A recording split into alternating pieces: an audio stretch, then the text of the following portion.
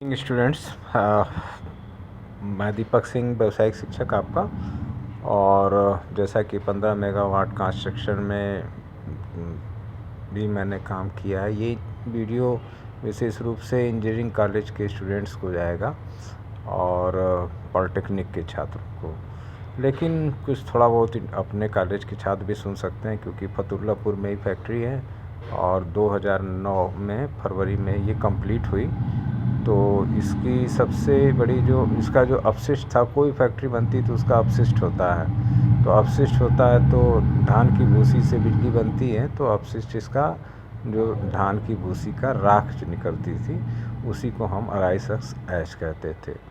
तो गूगल में हम करीब 2009 में जब डालते थे RHA, तो हमें RHA के नाम पर सीधे दिखाया जाता था 2009 में, 8 में, 9 में, कि आप RHA माने राइस हस्क ऐश होता है और इसकी आप उपयोगिता सीमेंट बनाने में इसको 15% मिला सकते हैं और इसको चूना के साथ मिला के और लाइम मतलब और सीमेंट मिला के इसको ईंट भी बना सकते हैं, ब्रिक्स भी बन सकती है। लेकिन उसके बाद अब यही आज तक है। आप अगर देखें तो देखिए अब, लेकिन अब RHA जैसे लक्स का मतलब साबुन हो गया था, अब यहाँ RHA देखिए आ गई, एक RHA टेक्नोलॉजी है, RHA ईयरफोन आ गया और रॉबिन हुड आर्मी आ गई। खैर, अब इसी के आगे हम लोग डाल के देखते हैं। RHA मतलब राइस हस्क ऐश, ये होता है राइस हस्क ऐश। ये देखिए RHA राइस हस्क ऐश बताया इन्होंने, और यहाँ भी आप साफ साफ देखें तो आपको लिखा होगा राइस हस्क ऐश, और ये साइंस डायरेक्ट कॉम में भी है। यहाँ भी देखिए RHA लिखा है राइस हस्क ऐश, और अब इस तरह से लिखने पर आपको मिलेगा राइस हस्क ऐश। पूरा लिखना पड़ेगा, RHA लिखने से नहीं होगा। और व्हाट इज राइस हस्क ऐश, ये देखिए राइस हस्क ऐश बेसिकली दो तरह से, जैसे टेम्परेचर पर डिपेंड करता है इनकी क्वालिटी। अगर 500 के अंदर अगर ये जली हुई बॉयलर में इनको जलाया जाता है तो 500 के अंदर है, तो आप समझ के मानिए इसमें सिलिकॉन ऑक्साइड 95% होगा, और ये एक तरह से वही ईंट बनाने में या इसमें, और प्रोजेक्ट रिपोर्ट में अगर देखिएगा कि इसका क्या किया जाए तो इसे साफ लिखा है कहीं खाई में फेंक दिया जाए, जहाँ बच्चे, पेड़ पौधे, लिविंग चीज़ ना हो, ऐसी जगह। और फिलहाल तो यहाँ पे आदमी अपने घर के सामने फैला के उस पर मिट्टी डाल के उसको मैनेज कर रहा है या रख ले रहा है। तो लेकिन जब उस पर आप खुद ही सोचिए कि एक हल्का कण है करीब 10 माइक्रोन से 20-25 माइक्रोन तक का, तो ये इसकी लोड बियरिंग कैपेसिटी इस राख की बहुत ही कम होगी। और इसका जो है, इस पर आप मान लीजिए आप 1 फीट नीचे भी ज़मीन के रखते हैं, उस पर कहीं टन का लोड आया तो वो वहाँ पर दबाव निश्चित होगा। तो इसको मकान की नींव वगैरह में तो नहीं डालना चाहिए। और वाटेज आपने देख ही लिया कि वाटेज राइस हस्क ऐश, और इसको ये थर्मल सिलिकॉन कंटेंट इसके अंदर है। और इसको what is the use of rice husk ash, आप राइस हस्क ऐश का यूज़ भी देखें तो ये बॉयलर्स के जब में चूँकि जलती है राइस हस्क ऐश, वहाँ से बाहर आती है, तो कहीं गैसिफिकेशन से जलती है, गैसिफिकेशन वाला बॉयलर होता है, और कहीं थर्मल पावर प्लांट वाला बॉयलर होता है, फर्नेस होती है।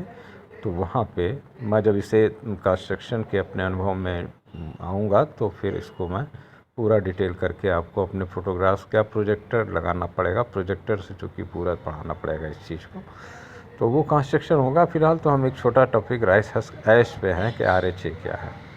तो आप इसमें कई तरह के क्वेश्चन पाएंगे कि what are the properties of rice husk ash. तो देखिए 5 to 10% मतलब जलाने पर, जब आप धान की भूसी को जलाते हैं तो 5 से 10, ज़्यादा टेम्परेचर पे होगा तो 5%, और 50 से कम पे होगा तो 15%, जैसे गाज़ीपुर में है। और ये आपका कंटेंट्स 90% सिलिका।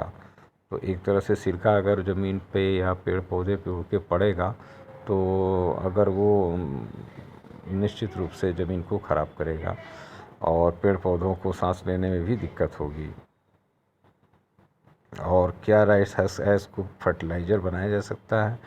बिल्कुल, इस पर भी रिसर्च हो रहे हैं और इस पर भी काम करना चाहिए। ये इनोवेशन है क्योंकि यहाँ पिछले 10 साल से गाज़ीपुर में लगभग ये रोड पे किनारे इधर उधर फेंका जा रहा है, लेकिन इसका कोई यूटिलाइजेशन अगर अच्छा तरीके से होता तो इससे कोई चीज़ कॉटेज इंडस्ट्रीज़ बन का मटेरियल बन जाता ये, या कुछ और बनाया जा सकता। लेकिन इस पर, इस फैक्ट्री के अंदर R&D है नहीं। रिसर्च एंड डेवलपमेंट डिपार्टमेंट अगर होता तो वो निश्चित रूप से इसके जो अपशिष्ट है उस पे काम करता, लेकिन यहाँ नहीं होने की वजह से इसको रोड पे ऐसे ही फेंक दिया जाता है। और ये भी देखें आप, इससे स्किन को आपके और आँख पे अगर ये पड़ जाए तो भी बहुत ही मतलब इससे आपको सेफ रहना होगा। और आप पीछे आएँ थोड़ा, फिर हम लोग आ जाते हैं और यहाँ से फिर देखते हैं एक बार राइस हस्क ऐश को। ScienceDirect.com पे राइस हस्क ऐश ये आपका आया और फिर आप इसको देखें और इसमें देखिए तो ये आपको बता ही रहा है। और साथ ही साथ ये देखें तो इसकी जो है कीमत भी है। अगर ये 700 डिग्री से ऊपर जला हुआ होगा तो निश्चित रूप से उसके अंदर सिलिकॉन होगा, तो वो कीमती होगा। और 500 से नीचे या छोटे मोटे राइस मिल को चलाने के लिए, चावल उबालने के लिए 7 टन 5-7 टन का बॉयलर लगा के धान की भूसी से ही उसको धान को थोड़ा गर्म किया जाता है, फिर छिलका उतारा जाता है। तो हर राइस मिल में छोटे छोटे बॉयलर होंगे और हैं जो कि वो ये काम करते हैं। तो उनसे जो ऐश निकलती है वो ऐश भी इसी तरह से फेंक दी जाती है। लेकिन 15 मेगावाट अगर थर्मल पावर प्लांट बनाएंगे तो करीब दिन का 1 घंटे का करीब 7-8 टन अगर हस्क भूसी यूज़ करेगा तो उसका 15% करीब राख जो है हर घंटे आपकी निकलेगी, जो कि एक समस्या भी है। R&D होना चाहिए। और ये इसकी कीमत भी है, लेकिन इस राख की कीमत नहीं है।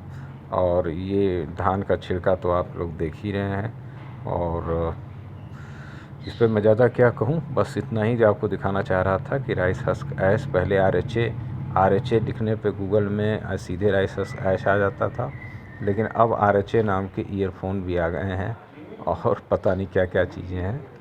तो शॉर्ट नेम का लोग फ़ायदा उठाते हैं, ठीक है, लेकिन पूरा मैटर मैं चाहता हूँ आप भी जानते रहिए कि RHA का मतलब रॉबिन हुड आर्मी नहीं है, राइस हस्क ऐश है। ये ग्लोबल प्रॉब्लम है। कम से कम उत्तर प्रदेश में गाजीपुर में 15 मेगावाट पहला बायोमास थर्मल पावर प्लांट है।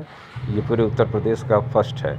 और इसके बाद एक शाहजहाँपुर में है और उसके बाद कहीं इस तरह से बिजली का उत्पादन धान की भूसी के छिलके से नहीं है। आप इस चीज़ को देख भी सकते हैं यूट्यूब पे और या सर्च कर सकते हैं biomass thermal power plant in UP, तो आपको मिल जाएगा। तो ये एक प्रॉब्लम बनी हुई है ऐश की, लेकिन इस पे अगर R&D किया जाए तो नो डाउट इसको कॉटेज इंडस्ट्री में गांव में यूटिलाइज़ किया जा सकता है। और इस तरह से रोड पे फेंक के या कोई छोटे मोटे गड्ढे भरना, तो गड्ढे भरना जल संरक्षण का एक तरह से गलत काम होगा। तो गड्ढे ना भर के, तालाब ना भर के आदमी, और इसे मिट्टी ना समझें क्योंकि मिट्टी नहीं है ये। आप मान लीजिए अपने घर के सामने थोड़ा 1-8 फीट है हल्का फुल्का नॉर्मल, तो वो कर लें। बारिश के समय उस पर अगर बड़ी गाड़ी वगैरह जाएंगी या बड़ी गाड़ी कहीं से पास होगी तो लोड पड़ेगा तो वो धंस जाएगा, ये निश्चित मान के चलिए। तो क्योंकि हमने इसमें खुद काम करते वक्त ही हमने प्रैक्टिकल शुरू किया था, तो इसको मैंने देखा है इसको करके। और पेड़ पौधों में ये बहुत ज़्यादा उपयोगी फ़िलहाल ये राख नहीं है।